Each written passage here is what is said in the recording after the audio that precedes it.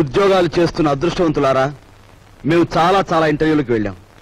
అక్కడి ఆఫీసర్లు మమ్మల్ని ఎన్నో ప్రశ్నలు వేశారు. మేము సమాధానాలు కూడా ఎన్నో చెప్పాం. అయినా మాకు ఉద్యోగాలు రాలేదు.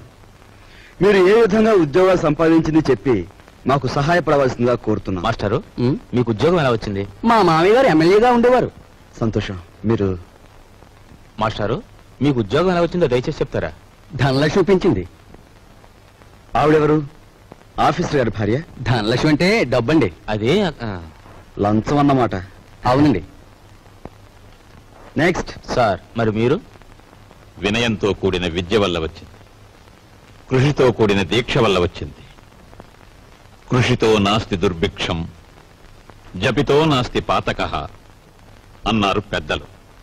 కావచ్చు, కానీ మీకంటే ఎక్కువ విద్య ఉన్న మా యువతరానికి మీకంటే తక్కువ ఉద్యోగం కూడా ఎందుకు రావటుందో చెప్తారా? మీ యువతరానికి విద్య కంటే పొగరెక్కువ, వినయం కంటే విప్లవం ఎక్కువ, ఆలోచన కంటే ఆవేశం ఎక్కువ, బాధ్యతల్ని భరించటం కంటే హక్కుల కోసం పోరాటం ఎక్కువ. విద్యని వివేకాన్ని వీధులకిడ్చి మీ నిరుద్యోగానికి ఈ వ్యవస్థే కారణం అనుకోవడం తప్పు. ఉద్యోగం ఎలా వచ్చిందంటే మనలూతి కారేశాడు. ఈయనెవర్రా? మా నాన్నగారు. ఒకవేళ నీకేదైనా జవాబు తెలియదనుకో, అది కూడా వినయంగా చెప్పి తప్పకుండా తెలుసుకుంటాను సార్ అనాలి. రక్షయ్, అన్నట్టు ఇంటర్వ్యూ కార్డు జేబులో ఉందా? ఉంది నాన్న. నువ్వు పదవ. అలాగే పద. నువ్వు రావే. వస్తామ్మా. ఆ ఉద్యోగం రాక మరో ఇంటర్వ్యూ వస్తే అమ్మ శకునం మంచిది కాదేమోనని చెల్లెల్ని, ఆ చెల్లెలు కాదని ఇంకో చెల్లెల్ని, నాకు ఎదురొస్తే ఉద్యోగం రాదేమోనని మా బామ్మ కూడా పక్కకు తప్పుకుని,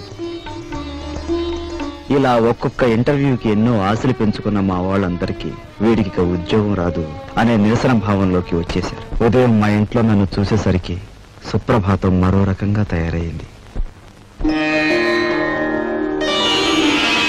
నిఖిలాంధ్రదేశ నిరుద్యోగ మహాసభాధ్యక్ష, నిదురించు నీదు నిదురే గద లోకరక్ష, ఎంప్లాయిమెంటు ఎక్స్చేంజీలకే పరీక్ష, మా తండ్రి నిద్ర దేశానికి సుప్రభాతం.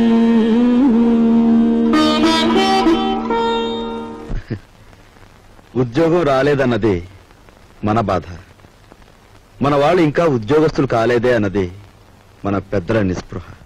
అదేమిట్రా నెయ్యి వేసుకోకుండా ముద్ద కలుపుతున్నా? ఇప్పుడు నెయ్యి లేకపోతే ఏం పోయిందమ్మా? పప్పులోకి నెయ్యి వేసుకోకుండా అన్నం తినడం మన ఇంటా వంట లేదురా. అమ్మాయి, నువ్వు వడ్డించు. ఇంట్లో నేను నిండుకుందత్తయ్య. అయ్యో అయ్యో, పచ్చని సంసారంలో పంచామృతాలు నిండుకుంటే పంచమహాపాతకాలు చుట్టుకున్నట్టేనే. చేతిలో డబ్బు లేక ఆ నెయ్యి నేనే కొనలేదమ్మా. నీకు ఎప్పుడు ఏ పని చేయడానికి డబ్బు ఉంది? ఈ సంసారం నీ హయాంలోకి వచ్చిన తర్వాత పప్పులోకి నెయ్యి కరువే, నెత్తి మీదకి నూనె కరువే. ఏం ఉద్యోగం చేస్తున్నావో, ఏమీ ఎలగబెడుతున్నావో, ఆ మహారాజు కడుపును పుట్టావు. అమ్మా, ఇదిగోనమ్మా నా మొదటి జీతం. జీతమా? అబ్బా, కూలి డబ్బులకి ఎంత గొప్ప పేరు పెట్టావురా సావిత్రి. అది ఇప్పుడు తప్పుడు మాట ఏమందే? మట్టి తొక్కాడని మందలించి 4 రోజులు కాలేదు. ఈ రోజా వారు డబ్బు తీసుకొచ్చి ఇదిగోనమ్మా జీతం అంటే తగుదనమ్మా అని పుచ్చుకుంటివి. ఎంత బతుకు బతికి ఆఖరికి ముష్టి డబ్బులతో కూడి తింటావా? అమ్మా, ఆ డబ్బులు ఇలా పారేయండి. కష్టపడి సంపాదించిన డబ్బులకు విలువేమిటో మీలాంటి వారికి తెలియకపోవచ్చు. ఈ ఇంట్లో పనికి నాకు తిండి అక్కర్లేదు, వేరే జీతం అక్కర్లేదు. ఆ ముష్టి కూల్ డబ్బులు ఇలా పడేయండి.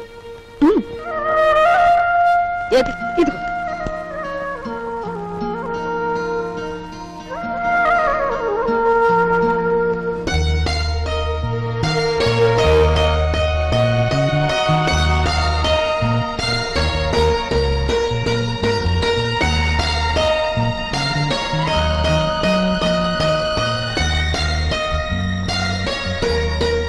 భార్యాభర్తల మధ్య ఉండవలసిన అవగాహన చూపించు. నువ్వు ఇంటికి పని మనిషివైనా నాకు నా మనిషివి.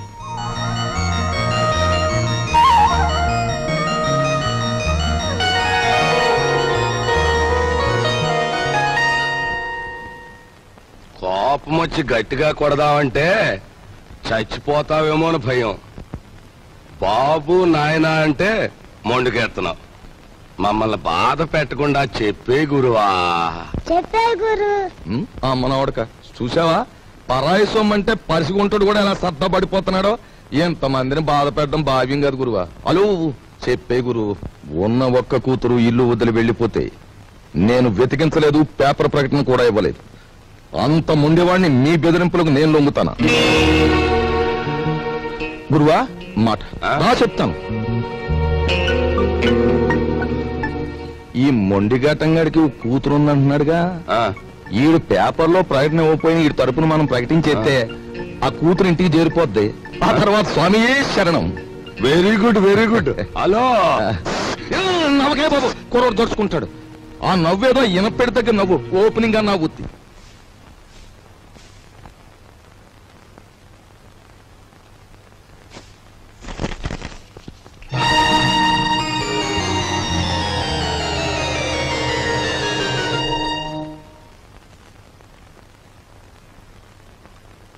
ఇదేమిటండి, నా చేతి గాజులు లెక్క పెడుతున్నారు? ఈవేళ మార్నింగ్ ఇంటర్వ్యూలో ఎవడో రవిరాజ్ అట, సార్ మీరు ఇన్ని క్వశ్చన్లు వేస్తున్నారు, నేను తిరగబడి ఒక క్వశ్చన్ అడిగితే జవాబు చెప్పగలరా అన్నాడు. ఏమిటి అన్నాను. రోజు అన్నం వడ్డించే మీ ఆవిడ చేతుకున్న గాజులెన్ని అన్నాడు. Fantastic daddy. ఎవరతను? ఎవరు? రవిరాజా. తిరగబడి అటువంటి ప్రశ్న వేయాలనే థాట్ రావడం ఉంది చూసారు. That's great. He's really the hero of the present society. Jaya shut up. నీ తండ్రి మీద తిరగబడిన వాడు నీకు హీరోగా కనిపిస్తున్నాడా? నాలాంటి వాడి కాళ్ల చుట్టూ దేహి ఉద్యోగం ఇవ్వండి బ్రతుకుతామని ప్రదక్షిణాలు చేసే ఒక నిర్భాగ్యుడు నీ దృష్టిలో హీరో ఆఫ్ ది ప్రజెంట్ సొసైటీయా?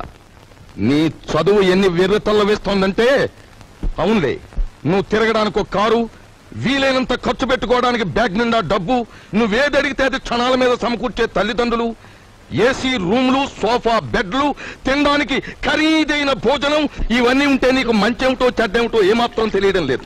అదే చాలీ చాలని తిండి, చాలీ చాలని బట్ట, బ్రతుకుతున్నామో చస్తున్నామో అర్థం కాకుండా బ్రతుకుతున్న ఏ దౌర్భాగ్యుల ఇళ్లలోనో 4 రోజుల పాటు ఉంటే తెలుస్తుంది. అక్కర్లేదు, పిలవక్కర్లేదు. ఆకలేస్తే అదే ఏసీ రూమ్లు, సోఫా బెడ్లు, తినడానికి ఖరీదైన భోజనం, ఇవన్నీ ఉంటే నీకు మంచేమిటో చెడ్డేమిటో ఏమాత్రం తెలియడం లేదు. అదే చాలీ చాలని తిండి, చాలీ చాలని బట్ట, బ్రతుకుతున్నామో చస్తున్నామో అర్థం కాకుండా బ్రతుకుతున్న ఏ దౌర్భాగ్యుల ఇళ్లలో 4 రోజుల పాటు ఉంటే తెలుస్తుంది.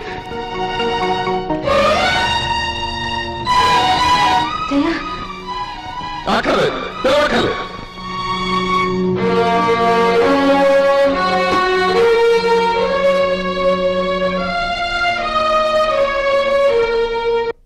డాడీ, బయటికి వెళ్ళి బతకలేనని కదా మీరు అన్నారు. అలా బతకాలని నిరూపించుకున్న రోజునే తిరిగి మిమ్మల్ని కలుస్తాను.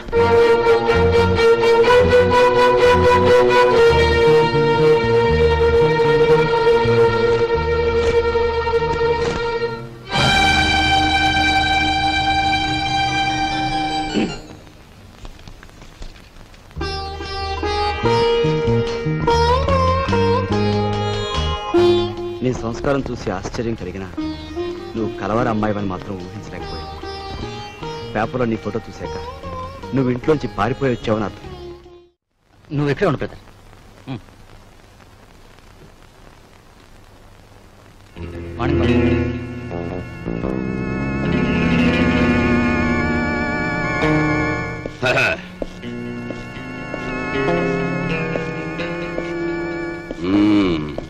ఏరా, నీ పేరు వరాలా?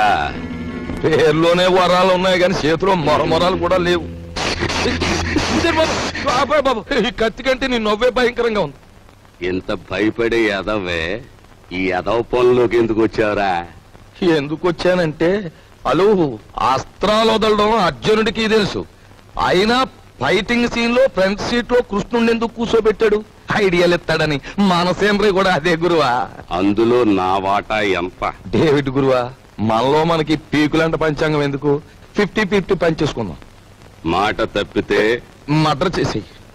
ఓకే. ఓకే అనే ముందు నాదో చిన్న షరతు. మరేం లేదు గురువా, ఆ కర్నూలు తాలూకు కవచకుండలాలన్నా ఆ బాడీ నుంచి దూరం అయ్యాయేమో గాని మా బాబాగాడు నా సంఖ నుంచి సెపరేట్ అవ్వడం. మరి నేను రంగంలో దిగిన తర్వాత ఈయన నువ్వే కాసుకోవాలి. కాసుకుంటాను, కానీ ఈయన మాత్రం నేను ఎత్తుకోను. ఎత్తుకోనంటే ఎలా గురువా? ఎత్తుకోపోతే ఏటవుద్దంటే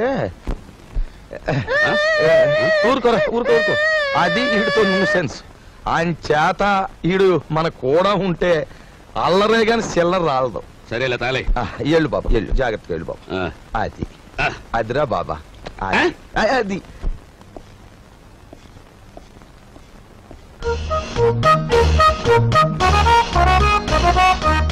బాబు నువ్వు చూసుకోవాల్సిన శాంతి అదే. బాగా చూసావా?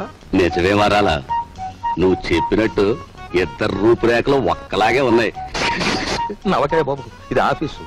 ఇదిగో ఆయన వాకింగ్ చూసాం కదా, ఆయన టాకింగ్ కూడా విన్నాం. పద పద.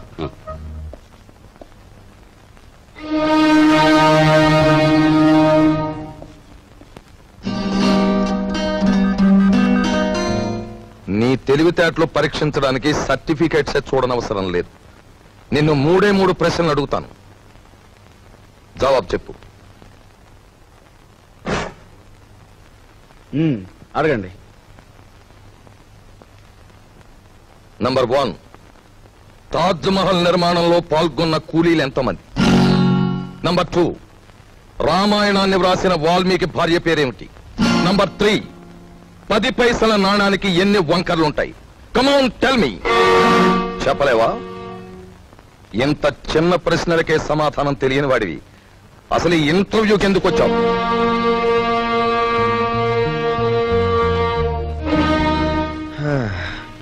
చెప్తాను.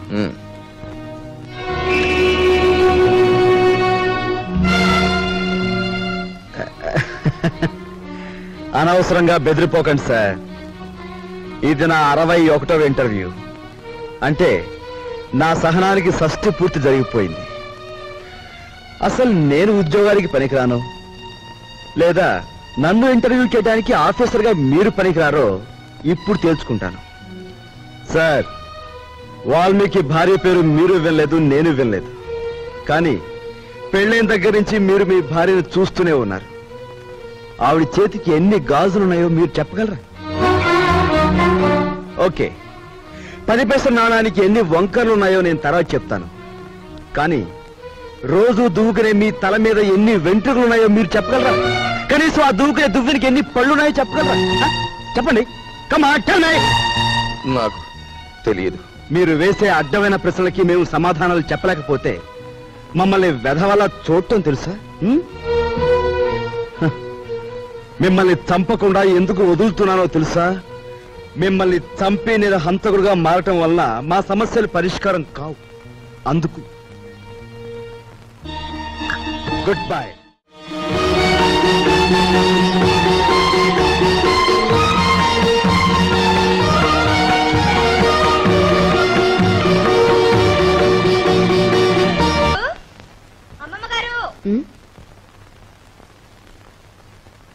ఎవరే నన్ను పిలిచారు?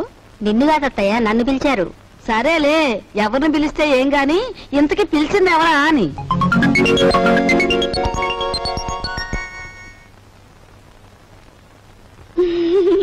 ఎవత్వే నువ్వు? ఎవరంటే ఏం చెప్పంటారండి? పొట్ట చేత్తో పట్టుకుని వచ్చాను. నువ్వు చేత్తో పొట్టే పట్టుకొచ్చావో చీపురు కట్టే పట్టుకొచ్చావో మాకెందుకు గాని, ఇంతకీ నువ్వెవరు, ఎందుకు వచ్చినట్టు? అసలు నేను ఎందుకు వచ్చాను? అన్నట్టు అసలు సంగతి మర్చిపోయాను. ఈ చీపురు పట్టుకోండి. పట్టుకోండి. ఓసి నీసం పత్తేగా చేతికి చీపురు కట్టించి కాళ్ళకు దండం పెడుతున్నావు. ఇంతకీ నువ్వు ఎందుకు వచ్చావే? నా పనులు చూసాకైనా మీకు బోధపడలేదా అండి? నేను మీ ఇంట్లో పని చేయడానికి వచ్చిన పని మనిషినండి. పని మనిషా? మా ఇంట్లో పని మనిషిగా నిన్నెవరు కుదిర్చారు? ఎవరూ కుదర్చలేదండి, నేనే కుదిరిపోయాను. మాకే పని మనిషి వద్దు గాని దయచే. అంత మాట అనకండి. ఆ మహారాజు బతుకున్నప్పుడు ఎందరో పని మనుషులున్న వంశం మీది. మీ ఇంటికి నేనే బరువైపోతానా? పార్వతి లాంటి మీరు, మహాలక్ష్మి లాంటి అమ్మగారు ఉంటున్న ఇంట్లో పనిచేయడానికి నేనెంత పుణ్యం చేసుకొని ఉండాలండి? చూడమ్మాయి, మాకు పని మనుషులు అక్కర్లేదు. నువ్వు మరో ఇల్లు చూసుకో. అదేం మాటే, ఒళ్ళొంచి పని చేయటంతో పాటు నిజం మాట్లాడే మనుషులు మనం కావాలంటే దొరకొద్దు. నువ్వు ఈ ఇంటి పనంతా ఒక్కదానివే చేస్తున్నావు. పోనీ ఉండని. ఇదిగో చూడు, నువ్వు బతిమాలావు గనక, మంచి పిల్లలా కనిపిస్తున్నావు గనక నీకు ఈ పని ఇస్తున్నాను. నీకేం కావాలో చెప్పు. నాకేం కావాలండి? 2 పూట్ల భోజనం, 2 పూట్ల టిఫిన్ పెడితే చాలండి. అమ్మో, 2 పూటల భోజనమా? నేనెంత తింటానండి? 4 ముద్దలు ఇంతే. ఓనే అలాగే కాని. అత్తయ్య 2 పూట్ల భోజనానికి టిఫిన్ కి ఎంత లేదన్నా 10 రూపాయలు అవుతుంది. అయితే అయిందిలేవే, 10 రూపాయలేగా. 8 రూపాయలు నీ రోజుకోలే. ఇదిగోనయ్యా, ఇదిగో రేపటి నుంచి ప్యాంటు షర్ట్ వేసుకోవచ్చు కాదు, పంచి కట్టుకొని రా.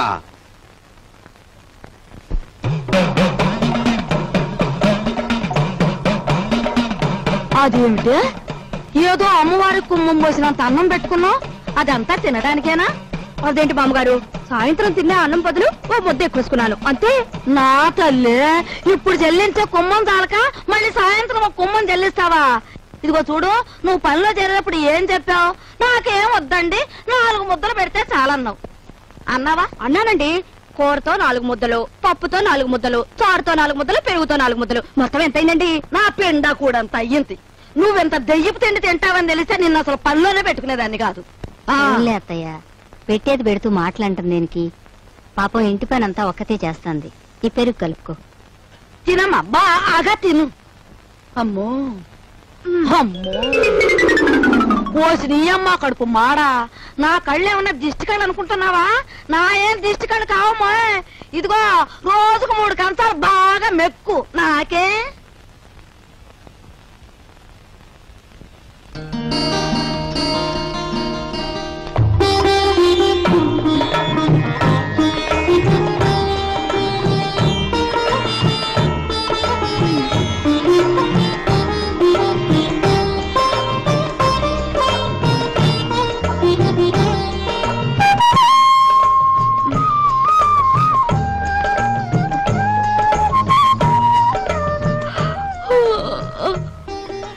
అదేంటది? ఆ చూపేంటి? ఎప్పుడు ఆడదాని ముఖం చూడనట్టు. ఎవరు నువ్వు నాయనా? అన్నయ్య,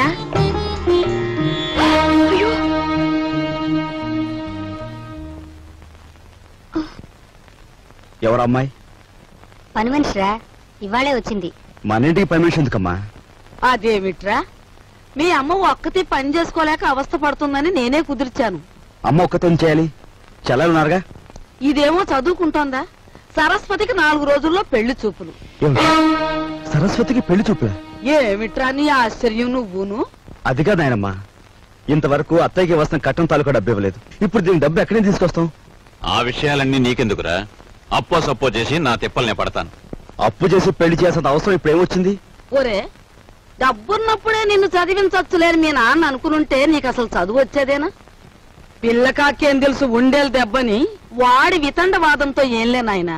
నువ్వెక్కడో చోట అప్పో సప్పో చేసి ఈ శుభకార్యం కాస్త చేసి వెళ్ళు. చూసావా వాడికి ఎంత కోపమో చూసావా? వీడికే గనక ఆ మహారాజు బుద్ధి వచ్చుంటే ఈ పాటికి 2 జిల్లాలు కలెక్టర్ అయ్యేవాడు. 2 జిల్లాలకి. అన్నయ్య కాఫీ. సరస్వతి, అలా కూర్చో. నీకో విషయం చెప్పనుందమ్మా, కానీ ఎలా చెప్పాలో ఏమిటో. చూడన్నయ్య, మన ఇంట్లో దేనికైనా తిరగబడి చెప్పే ధైర్యం నీకొక్కడికే ఉంది. నువ్వు చెప్పలేకపోవడం ఏమిటన్నయ్య? ఎప్పుడో పెళ్ళైన అత్తయ్యకు మనం కట్నం ఇవ్వలేకపోయాం. ఇప్పుడు నాన్న నీ పెళ్లి తలపెడుతున్నాడు. ఈ పెళ్లికి డబ్బు ఎక్కడి నుంచి తీసుకొచ్చేవగలడు? మరేం లేదమ్మా, నాకు పెళ్ళొద్దని నువ్వు తిరగబడాలి. అమ్మో, ఈ భయాలతోనే మనందరం నాన్నగారి బాధ్యతని పెంచేస్తున్నాం. మనం ఎదిరించి ఓ నిర్ణయం తీసుకోకపోతే అవి పరిష్కారం కావు.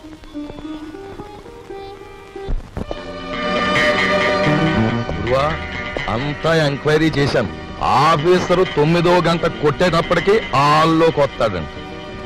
ఆ తర్వాత వాడి స్థానంలోకి నువ్వు వెడతావు.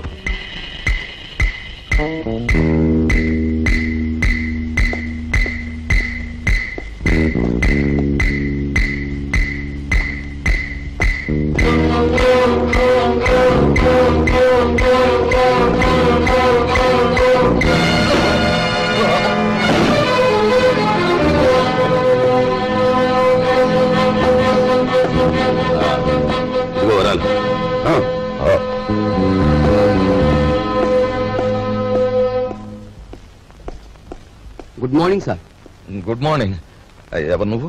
అదేమిటి సార్, నేను మీ అకౌంటెంట్ నరసింహరావు సార్. మీ ఆఫీసులోనే పనిచేస్తున్నాను. ఆహా. ఏమిటి పని? రేపు ఆఫీసులో జీతాలు కదండి, 6,000కి చెక్ రాసుకొచ్చాను. మీరు సంతకం పెడితే బ్యాంక్ వెళ్ళి డ్రా చేసి తీసుకొస్తాను. ఇక నుంచి చెక్కులు గిక్కులు ఏం వద్దు. రేపు ఆఫీస్ లో క్యాష్ ఇచ్చేస్తాను. క్యాష్ ఎంత? 6,000 సార్.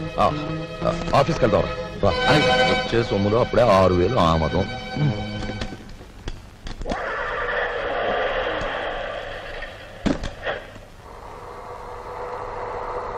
వాడు మా పెద్దబ్బాయి, ఎంఏ చదివాడు. నేను నిరుద్యోగిని. మరి మీరు? నిరుద్యోగ సంఘానికి అధ్యక్షుణ్ణి. మరి ఇది ఈ పెళ్ళేంటంటారా? ఉద్యోగం లేదే పెళ్లి చేసుకోకూడదు అనుకుంటే ఫర్ అంతే, అలా ముదిరిపోవడమే. మరి మీరు? నేను ముద్రపోవడానికే నిశ్చయించుకున్నాను. చూడు మిస్టర్. Thank you.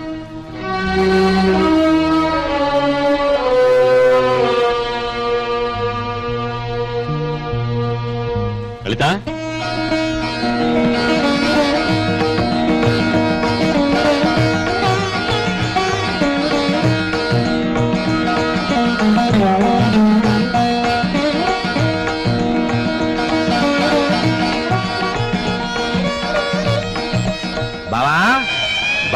రా బావా. ఇదేనా రావడం? హాల్ అంతా ప్రేక్షకులతో నిండిపోయింది. కొంప తీసి సరస్వతికి ఏమన్నా పెళ్లి చూపులా? అవును బావ. బాగుంది. మొదటి సినిమా రిలీజ్ కాకుండా రెండో సినిమాకి ముహూర్తం పెట్టేట. వెనకటి కూడా నీలాంటాడే. అది కాదు బావ. ఏది కాదు? ఇప్పటికి నా పెళ్ళై 5 సంవత్సరాల 3 నెలల 2 రోజులు అయింది. ఇంతవరకు నా కట్నానికి దిక్కులేదు. దానికి పెళ్ళా అంటే రేపటి నుంచి దాని మొగుడు కూడా నీ ఇంటి చుట్టూ కట్నం కోసం తిరుగుతూ కూర్చోవాలా? మా నాన్న కట్నమో అని ఫైర్ చేస్తున్నాను నన్ను. గొడవ దేనికి బావా? పెద్దలందరి ముందు. అవును, నా కట్నం ఎగ్గొట్టిన నువ్వో పెద్ద మనిషివి, నీ కూతురు చేసుకోవడానికి వచ్చిన ఆయనో పెద్ద మనిషి, మధ్యలో నేను లోపలగాడి, అంతేనా? అవును, ఇంతకి ఏడా పెళ్లి కొడుకు తండ్రి? పంపకే ఏంటి నీ గొడవ? నాకు అర్థం కదా అసలు. టైం ఇస్తే నీ కట్నం బాకీ తీర్చేస్తాను. ఇదిగా ఇవన్నీ నాకు అనవసరం. నా కట్నం. అయ్యా, మీ అమ్మాయి మాకు బాగా నచ్చింది. మేము అడిగిన కట్నం డబ్బు ఇచ్చేట్టయితే మీ అమ్మాయిని మా అబ్బాయికి చేసుకోవడానికి మాకేం అభ్యంతరం లేదు. ముందుగా డబ్బేదో ఏర్పాటు చేయండి. ఏమన్నా బాలేవారే, డబ్బు ఏర్పాటు చేసి ముందు నా బాకీ తీర్చమనండి. ఆ తర్వాతే మీ అబ్బాయి పెళ్లి. అమ్మా అయ్యా, వారు సెలవిచ్చినట్టే కానివ్వండి. నమస్కారం. పదరా. రా బావా, నా బాకీ తీరే వరకు నేను ఇక్కడి నుంచి కదలను. నీ ఇంట్లో ఏ శుభకార్యం జరగనివ్వను.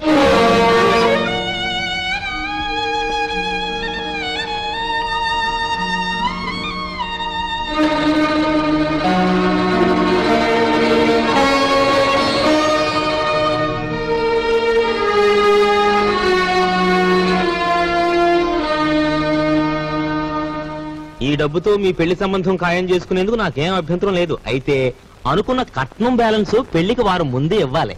ఇవ్వలేదనుకోండి, ఈ పెళ్లి జరగదంటాడు మా నాన్న. మిగిలిన సొమ్ము లగ్నానికి వారం ముందే ఇస్తా. శుభం. వెళ్ళి ఏర్పాట్లు చేసుకోండి.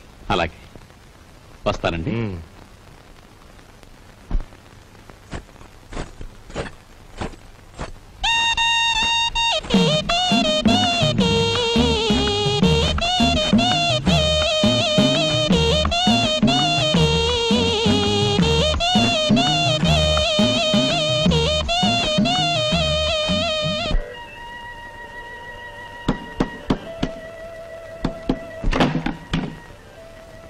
లోపలికి రమ్మండి. చిచి, నువ్వు కాస్తంత లేవు, అందులోనూ చదువుకునే కుర్రాడివి. నీ గది నిండా బూతు బొమ్మలా. ఏంటయ్యా నువ్వు చదివేది? ఉండు, నీ పని చెప్తాను. అమ్మగారు, అయ్యగారు, పెద్దబ్బాయి గారు. మంగి మంగి, ఇంకెప్పుడన్నా పిచ్చి పిచ్చి వేషాలేస్తూ నా వంక చూసావో జాగ్రత్త. ఇక నుంచి నీ గది నువ్వే ఊడ్చి పాచి పోగు చీపురు అటువైపు పడే. లేదు అమ్మగారు? వద్దు, నా గది నేనే ఊడ్చుకుంటాను.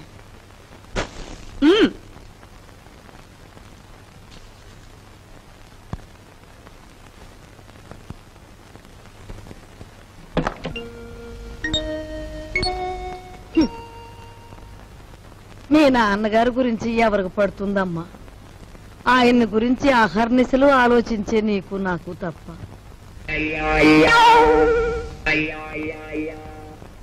అమ్మాయి సావిత్రి వచ్చిందిగా ఏం వండుతున్నా? పప్పులుసు చేసి చాలే, ఆడబిడ్డ ఇంటికి వస్తే పులుస్తోనూ చారుతోనూ అన్నం పెడతావా? నా తల్లికి నేతిగారులంటే ఇష్టం, అవి చెయ్యి. ఆగండి ఆగండి, అక్కయ్య వంట చేస్తోంది కదా అని సున్నుండ్లు గారెలు చేయమంటే ఆవిడకి ఎంత ఇబ్బంది ఆలోచించారా? పర్వాలేదు బాబు, ఇదో శ్రమ. నాకు తెలుసు అక్కయ్య, నీకు భూదేవుకున్నంత ఓపుకుందని. అయినా నేను ఎప్పుడైనా నాకు సేమియా పాయసం అంటే మహా ఇష్టం అని చెప్పానా? చెప్పను. పులిహోర అంటే ప్రాణం లేచి వస్తుందని చెప్పానా? చెప్పను. ఆయన అసలే మొహమాట మనిషి వదినా, నోరు విడిచి ఏది చెప్పరు. అబ్బాయి చెప్పకపోయినా ఇంటికి అల్లుడుగా వచ్చాక ఆ మాత్రం చేసి పెట్టాలని దానికి మాత్రం తెలీదు. అలా చెయ్యమ్మా. అలాగే అత్తయ్య.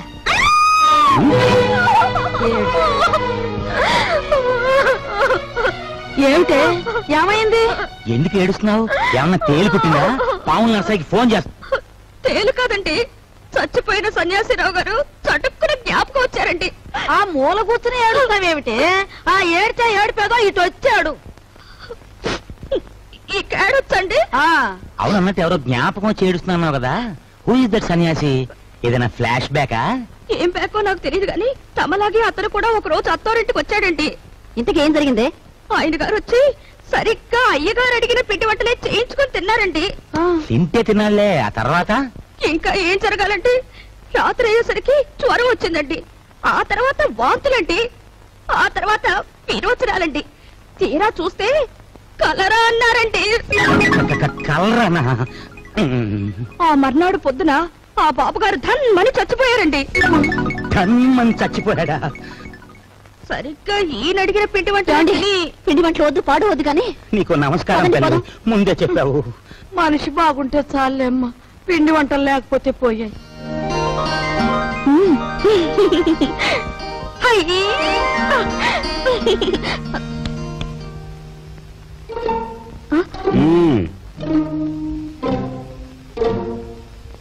నైస్.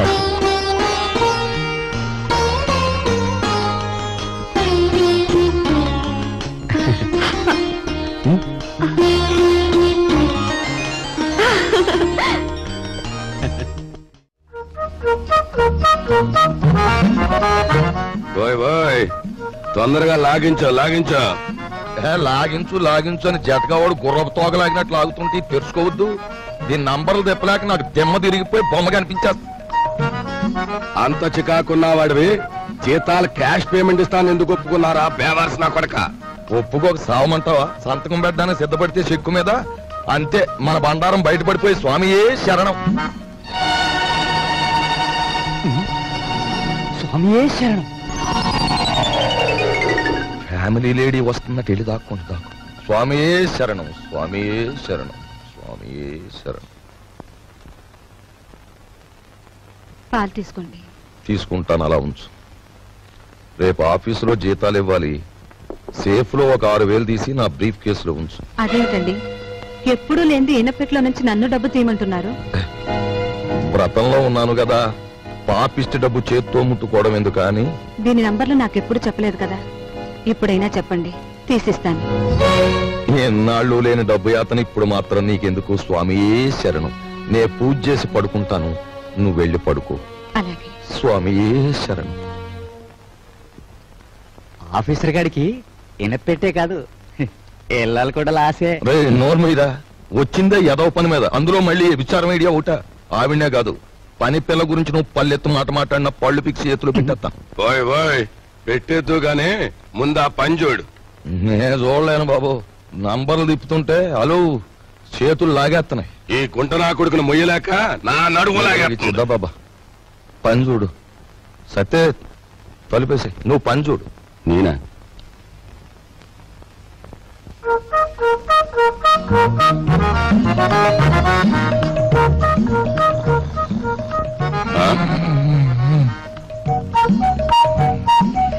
అమ్మ నా కొడక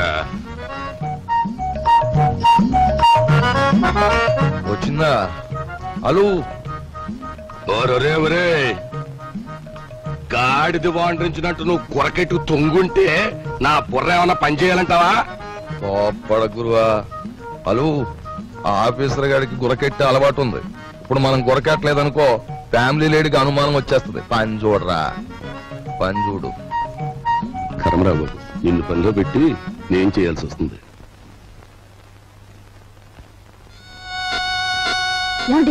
వచ్చే అన్నయ్య వచ్చేస్తున్నాడు. అసలు విషయం తేలిపోవాలి. జాడిని చదిపెట్టండి.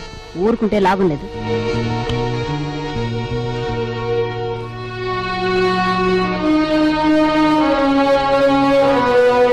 బావా, నా బాకీ తీర్చడం కోసం నువ్వు పడుతున్న బాధలు చూస్తుంటే అన్న మాట నిలబెట్టుకునేందుకు అష్టకష్టాలు పడ్డ హరిశ్చంద్రుడు జ్ఞాపకం వస్తున్నాడు నాకు. ఎంతకు నువ్వు చెప్పేదేమిటి? ఏముంది, నువ్వు హరిశ్చంద్రుడివి, మా నాన్నేమో విశ్వామిత్రుడు. నేను నక్షత్రకుండా అయిపోయాను అనవసరంగా. ఇదిగో ఇదంతా నాకు అనవసరం. నువ్వు మార్వాడి దగ్గరికి వెళ్ళి అర్జెంటుగా అప్పు చేసేయి. పుట్టిన ప్రతి చోట అప్పు చేశాను బాబు. నీ ప్రయత్నాలన్నీ ఫ్లాప్ అయ్యాయి కాబట్టి ఓ సూపర్ హిట్ ఐడియా చెప్తాను. ఏమిటి? దీనికి ఆడియన్స్ అంతా కావాలి. అత్తయ్య, అక్కయ్య, నా బోన్ వైఫ్ సావిత్రి, ఓయ్ మేనలుడు, ఆడియన్స్ మొత్తం వచ్చేయండి. కమాన్. బావ కష్టాలన్నీ గట్టెక్కిపోవడానికి నేను 70mm ఐడియా ఇస్తున్నాను. అందరూ జాగ్రత్తగా వినండి. పెద్దాపురం బసవయ్య గారి అమ్మాయిని మన రాజుకిచ్చి పెళ్లి చేసేస్తే వాళ్ళు భారీ ఎత్తున కట్నం ఇస్తారు. దాంతో ముందు నా కట్నం బాకీ తీర్చేయచ్చు. మన సరస్వతి పెళ్లి చేసేయచ్చు. మిగిలిన బ్యాలెన్స్ డబ్బుతో ఓ కిళ్ళి కొట్టు పెట్టుకోవచ్చు. కాకపోతే ఏంటంటే ఆ అమ్మాయికి ఓ కన్ను గుడ్డి, ఓ కాలు కుంటి. వెధవ సలహాలు ఒక నోరు మూసుకో. మా రక్తం ఓడ్చైనా సరే నీ కట్టిన డబ్బులు సెటిల్ చేస్తాం. అంతవరకు తేరగా తింటూ కూర్చో. అంతేగాని ఇంకెప్పుడు ఇలాంటి పిచ్చి పిచ్చి సలహాలు మాత్రం ఇవ్వకు. జాగ్రత్త. ఏమిటన్నయ్యా, మనిషి అంత మనిషి మీ బావను పట్టుకొని వాడంతంత మాట్లాడుతుంటే నువ్వు చూస్తూ ఊరుకుంటావా? ఒరే, పెద్దంతరం చిన్నంతరం లేకుండా ఇంటి అల్లుండి పట్టుకుని అట్ట ఎత్తి పొదేస్తే ఆడికి కాస్త గడ్డి పెట్టలేవు. లలిత, ఎండలో అలిచిపోయి వచ్చాడు, వెళ్ళి వాడికి అన్నం పెట్టు. అమ్మో అమ్మో, అయ్యో. ఏయ్,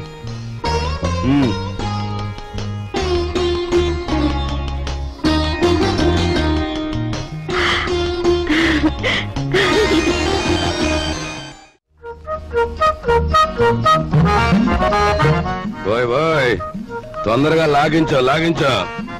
లాగించు అని జతకావాడు గుర్రపు తోగలాగినట్లు లాగుతుంటే తెరుచుకోవద్దు. దీని నంబర్లు తెప్పలేక నాకు దెమ్మ తిరిగిపోయి బొమ్మ కనిపించేస్తా. అంత చికాకున్నా వాడివి జీతాలు క్యాష్ పేమెంట్ ఇస్తాను ఎందుకు ఒప్పుకున్నారా బేవర్స్ నా కొడక? ఒప్పుకోక సావమంటావా? సంతకం పెట్టడానికి సిద్ధపడితే చెక్కు మీద అంతే మన బండారం బయటపడిపోయి స్వామియే శరణం.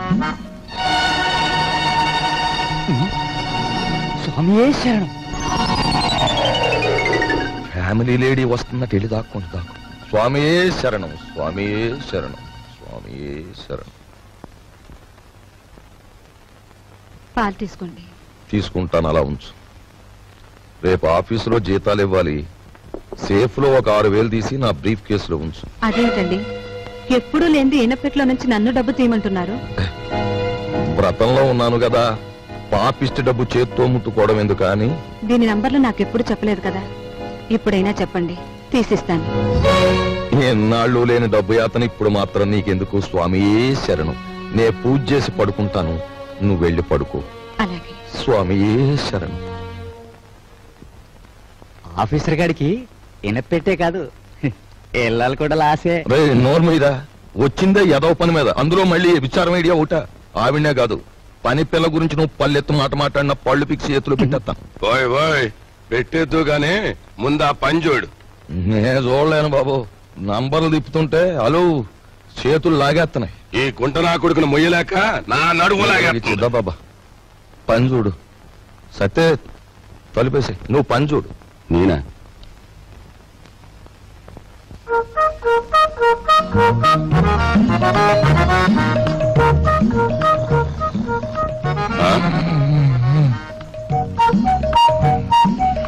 అమ్మ నా కొడక వచ్చిందా? అలు ఒరే ఒరే, గాడిది వాండ్రించినట్టు నువ్వు కొరకెట్టు తొంగుంటే నా బుర్ర ఏమన్నా పని చేయాలంటావా? కోప్పడ గురువా. అలు ఆఫీసర్ గారికి గురకెట్టే అలవాటు ఉంది. ఇప్పుడు మనం గురకెట్టలేదనుకో ఫ్యామిలీ లేడీకి అనుమానం వచ్చేస్తుంది. పని చూడరా, పని చూడు. కర్మరావు, నిన్ను పనిలో పెట్టి నేను చేయాల్సి వస్తుంది. ఏమండి వచ్చే అన్నయ్య వచ్చేస్తున్నాడు. అసలు విషయం తేలిపోవాలి. జాడిని చదిపెట్టండి. ఊరుకుంటే లాభం లేదు.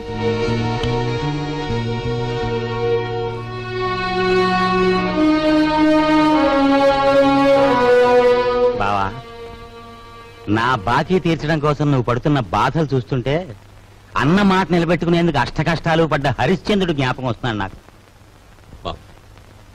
ఎంతకు నువ్వు చెప్పేదేమిటి? ఏముంది, నువ్వు హరిశ్చంద్రుడివి, మా నాన్నేమో విశ్వామిత్రుడు. నేను నక్షత్రకుండా అయిపోయాను అనవసరంగా. ఇదిగో ఇదంతా నాకు అనవసరం. నువ్వు మార్వాడి దగ్గరికి వెళ్ళి అర్జెంటుగా అప్పు చేసేయి. పుట్టిన ప్రతి చోట అప్పు చేశాను బాబు. నీ ప్రయత్నాలన్నీ ఫ్లాప్ అయ్యాయి కాబట్టి ఓ సూపర్ హిట్ ఐడియా చెప్తాను. ఏమిటి? దీనికి ఆడియన్స్ అంతా కావాలి. అత్తయ్య, అక్కయ్య, నా బోన్ వైఫ్ సావిత్రి, ఓయ్ మేనలుడు, ఆడియన్స్ మొత్తం వచ్చేయండి. కమాన్. బావ కష్టాలన్నీ గట్టెక్కిపోవడానికి నేను 70mm ఐడియా ఇస్తున్నాను. అందరూ జాగ్రత్తగా వినండి. పెద్దాపురం బసవయ్య గారి అమ్మాయిని మన రాజుకిచ్చి పెళ్లి చేసేస్తే వాళ్ళు భారీ ఎత్తున కట్నం ఇస్తారు. దాంతో ముందు నా కట్నం బాకీ తీర్చేయచ్చు. మన సరస్వతి పెళ్లి చేసేయచ్చు. మిగిలిన బ్యాలెన్స్ డబ్బుతో ఓ కిల్లి కొట్టు పెట్టుకోవచ్చు. కాకపోతే ఏంటంటే ఆ అమ్మాయికి ఓ కన్ను గుడ్డి, ఓ కాలు కుంటి. వెధవ సలహాలు ఒక నోరు మూసుకో. మా రక్తం ఓడ్చైనా సరే నీ కట్టిన డబ్బులు నీకు సెటిల్ చేస్తాం. అంతవరకు తేరగా తింటూ కూర్చో. అంతేగాని ఇంకెప్పుడు ఇలాంటి పిచ్చి పిచ్చి సలహాలు మాత్రం ఇవ్వకు. జాగ్రత్త. ఏమిటన్నయ్యా, మనిషి అంత మనిషి మీ బావను పట్టుకొని వాడంతంత మాట్లాడుతుంటే నువ్వు చూస్తూ ఊరుకుంటావా? ఒరే, పెద్దంతరం చిన్నంతరం లేకుండా ఇంటి అల్లుండి పట్టుకుని అట్ట ఎత్తి పొదేస్తే ఆడికి కాస్త గడ్డి పెట్టలేవు. లలిత, ఎండలో అలిచిపోయి వచ్చాడు, వెళ్ళి వాడికి అన్నం పెట్టు. అమ్మో అమ్మో, అయ్యో. ఏయ్,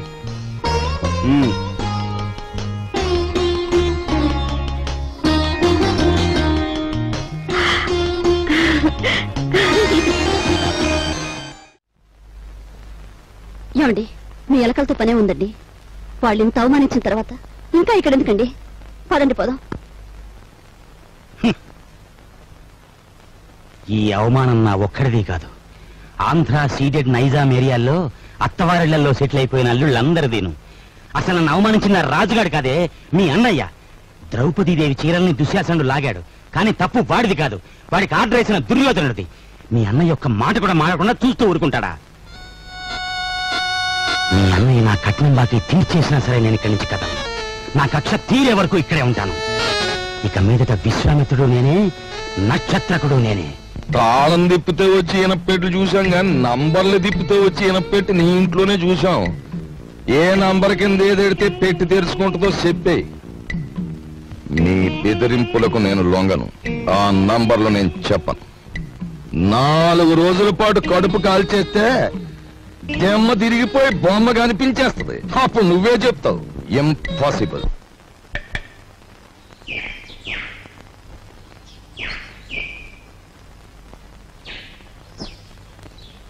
ఈ కుండంతా 4 రూపాయలమ్మా. 40 పైసల కుండ 4 రూపాయలా? ఇదేం బంగారం కుండ? ఆయన తొక్కేది మట్టా బంగారమా? ఇంతైతే ఎవరు కొంటారు? వద్దులే, వస్తా. కుమారరావణ దగ్గర నీ ఉద్యోగం ఏమిటట?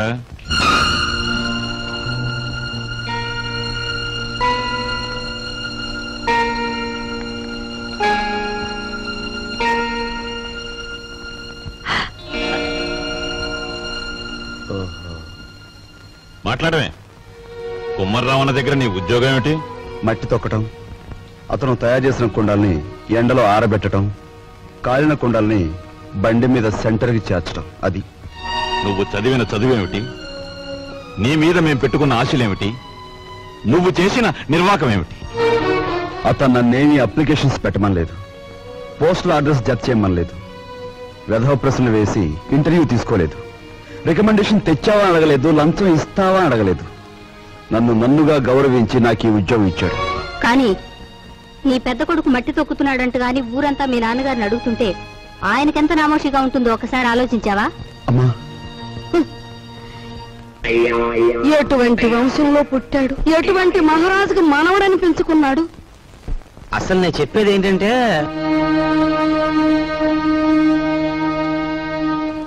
ఇలాంటి అప్రదిష్ట పనులకు తలపెడితే ఈ ఇంట్లో ఇంకా పెళ్లి కావాల్సిన పిల్లలు ఉన్నారు. వాళ్ళని చేసుకోవడానికి ఎవడైనా ముందుకొస్తాడా? ఏ మా చెల్లెలు పెళ్లి చూపుల సమయంలో మీరు వచ్చి పెంట చేశారే, అప్పుడు లేదా ఈ అప్రదిష్ట?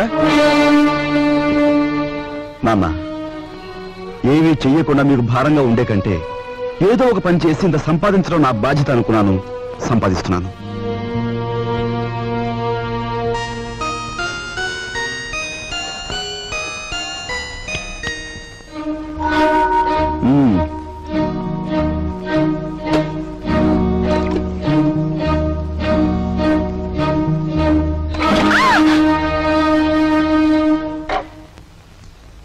అక్కడ మట్టి తొక్కుతున్నట్టు ఇంట్లో ఎందుకు చెప్పు? అందరూ బాధపడతారనుకున్నప్పుడు మీరెందుకు ఆ పని చేయాలి? చేశారే అనుకోండి, ఆ సంగతి చెప్పకుండా ఎందుకు దాచిపెట్టాలి? మా అమ్మా నాన్నల విషయం తెలిసిన, మా ఇంటి పరిస్థితి తెలిసిన నువ్వు ఇలా మాట్లాడు. మా ఇంట్లో సంపాదించేది మా నాన్న ఒక్కడు, తినేవాళ్ళు 10 మంది. ఆయన సంపాదించే ప్రతి రూపాయి వెనుక ఆయన పడే కష్టం, ఆవేదన నాకు తెలుసు కాబట్టి ఆయనకి ఈ విషయం తెలియకుండా దాచిపెట్టాను. కట్నం ఇవ్వలేదన్న నెపంతో ఒకవైపు నుంచి మా మావయ్య బాధ పెడుతుంటే మరోవైపు నుంచి అప్పులు వాళ్ళు బాధిస్తున్నారు. ఇలా ఇంటా బయట అనేక బాధలతో నలిగిపోతున్న మా నాన్నగారికి ఒకరోజు దారిలో 5,000 రూపాయలు దొరికాయి. సార్, నా కూతురు వివాహానికి పిఎఫ్ లోనికి అప్లికేషన్ పెట్టాను. అందులో సగమే శాంక్షన్ చేశారు. చూడండి, ఇప్పటికే మీ జీతం మీద అన్ని రకాల అప్పులు తీసుకున్నారు. అందుకే హెడ్ ఆఫీస్ సగమే శాంక్షన్ చేసింది. అది కాదు సార్, మీ మీద ఎంత అభిమానం ఉన్నా రూల్స్ కు విరుద్ధంగా నేనేం చేయలేను. I'm sorry.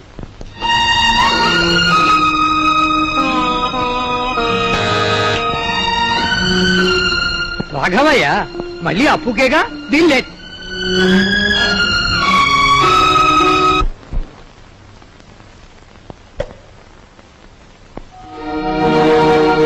మీరా? ఎక్కడి నుంచి నాన్న? ఈ వీధిలో ఎవరో అప్పిచ్చేవారున్నారంటే అడగాలని వచ్చాను.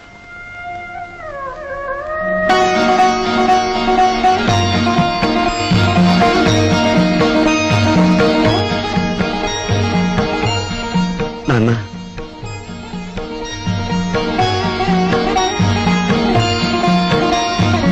మట్టి తొక్కుతున్నామని నిన్ను ఏసడించుకుని అప్పుల కోసం వీధుల వెంట తిరగటం అంతకంటే అసహ్యమని నాకు తెలుసు. నాన్న, నేను మారిపోయానని చెప్పేందుకు రాలేదు. మేం మారవని చెప్పటానికే నేను ఇక్కడికి వచ్చాను. నాన్న, అంతే, మేం మారం, మా తరం అంతే.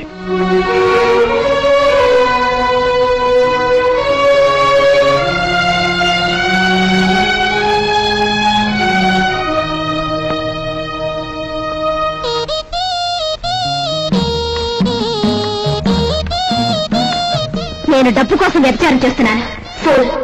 డబ్బు నేను చావటని ఆ కిటికీ దేనికి ఆ చూపులు? ఏమిటండి అలా ఉన్నారు?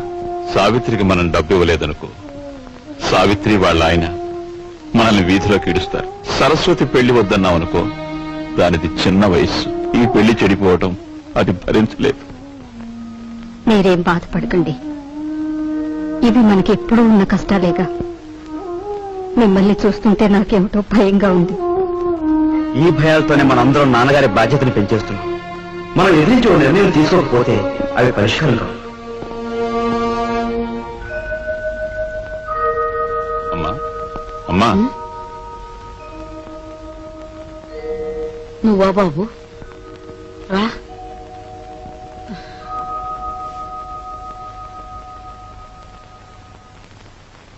ఏంటి నాయనా? అమ్మా, మన సావిత్రికి నెలలో కట్నం డబ్బిచ్చి పంపిద్దాం అనుకుంటున్నాను. మా నాయనే, నువ్వు ఎప్పుడా పని చేస్తావా అని నేను 1000 దేవుళ్ళకు మొక్కుకుంటున్నాను. అమ్మా, సరస్వతి పెళ్లి కూడా వచ్చే నెలలో జరపాలని శుభం. ఈ 2 శుభకార్యాలు జరిపించాలనే ప్రావిడెంట్ ఫండ్ లోనికి అప్లై చేశాను. కానీ అనుకున్న దాంట్లో సగమే అందింది. అయితే ఇప్పుడు ఎలారా? అమ్మా, నేను డబ్బు కోసం ఎంత ఇబ్బంది పడినా ఏ రోజు ఏదీ నిన్ను అడగలేదు. కానీ ఇప్పుడు అడక్క తప్పడం లేదు. ఒకసారి నీ మెడలో ఉన్న గొలుసిస్తే. నా గొలుసా? ఆ మహారాజు పోయాక పుస్తలు చెడగొట్టుకుని చేయించుకున్నా నీ గొలుసు. ఇప్పుడు దీన్ని కూడా ఆరాయింపు చేస్తానంటావా? ఆ మాట అనటానికి నీకు నోరట్ట వచ్చిందిరా? అమ్మటానికి కాదమ్మా, అవసరం వచ్చింది కనుక తాకట్టు పెడదామంటున్నాను. ఈ 2 బాధ్యతలు తీరిపోతే డబ్బు రాగానే విడిపించేస్తానుగా. విడిపించేస్తావు? తోడ పుట్టిన చెల్లెలకి కట్నం డబ్బులు ఇచ్చి పంపించలేక చుక్కలు లెక్క పెడుతున్న వాడివి నా గొలుసు విడిపించేస్తానంటే నేను నమ్ముతాననుకున్నావా? ఒరే, నేను బంగారం మీద మోజుతో కాదురా ఈ గొలుసు వేసుకు తిరుగుతున్నది. మహారాజులాగా బ్రతికిన మీ నాన్న శ్రార్థం నువ్వెంత ఘనంగా పెట్టావో నేను ఇంకా మర్చిపోలేదురా. రేపు నేను చస్తే నన్నింత బుగ్గి చేయటానికి నువ్వు నలుగురిని చందాలెత్తకుండా ఉండటం కోసమేరా నా దగ్గర ఈ కాస్త బంగారం ఉంచుతుంది. అది కాదమ్మా. నువ్వేం మాట్లాడు. నాకు ఇహం కంటే పరం ముఖ్యం, బ్రతుకు కంటే చావు ముఖ్యం. ఇక ఎప్పుడు నీ అవసరాలకి నా గొలుసుకు మాత్రం లంకె పెట్టకు. వెళ్ళు.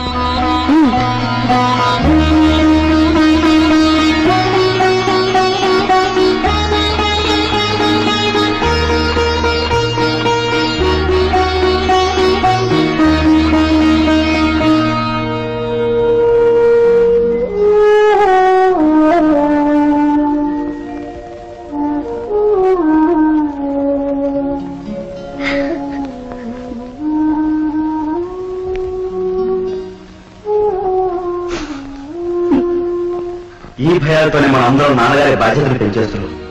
మనం ఎదిరించి నిర్ణయం తీసుకోకపోతే అవి పరిష్కారం కావు.